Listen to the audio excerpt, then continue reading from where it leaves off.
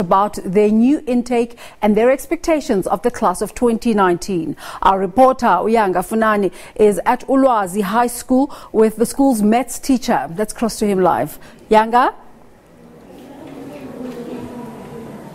A very good morning to you, Desiree, and to our viewers. You are coming to us live from Ulwazi at Mtanzane, one of the best schools in the area. It has recorded a 100% pass rate for the past 5 years. What is more special is last year's pass rate.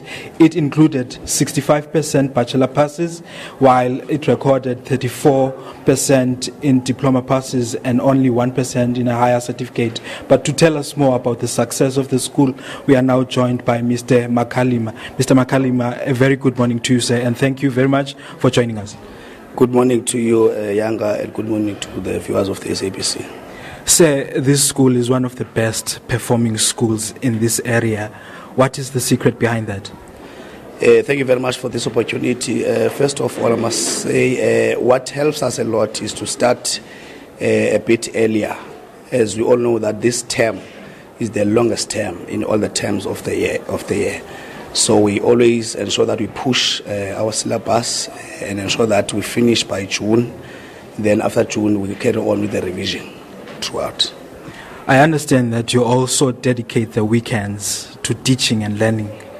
Can you take us through that? What happens? Well, let me first say what helps us a lot is to ensure that there's discipline first in our learners. And there's cooperation amongst parents. Number two, so by doing so, they help us in ensuring that learners are at school at 7 o'clock in the morning, and they pick them up at 6 o'clock in the evening. Then during holidays, there's no holiday in our school. Every holiday, a learner is at school. Weekend, Saturdays, we've got Saturday classes. We're also having camps for the June examination. We're also having camps in June and also in September, and also for every examination has got its own camping. I understand that this school keeps on improving on academic subjects such as maths, accounting, your physics. What's the secret behind that?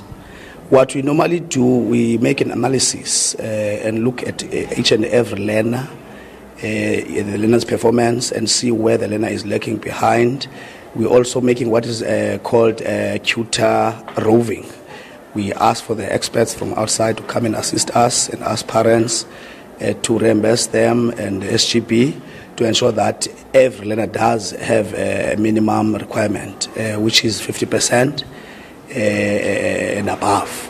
So during those times, during the excellent time of extra classes, we always ensure that every learner has got a teacher in front of him or her all the time throughout the year, so that we can be able to pick all these shortfalls of the learners. So that's how we normally operate. So what we do, we extend our tuition, and by after June, for what is called extensive revision program, where we ensure that all learners must be in class on time and be taught.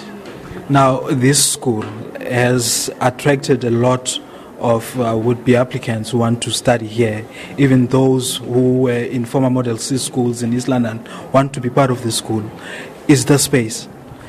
To be quite frank, we're lacking behind on the infrastructure part. So that's why we're not able to accommodate each and every one who comes in.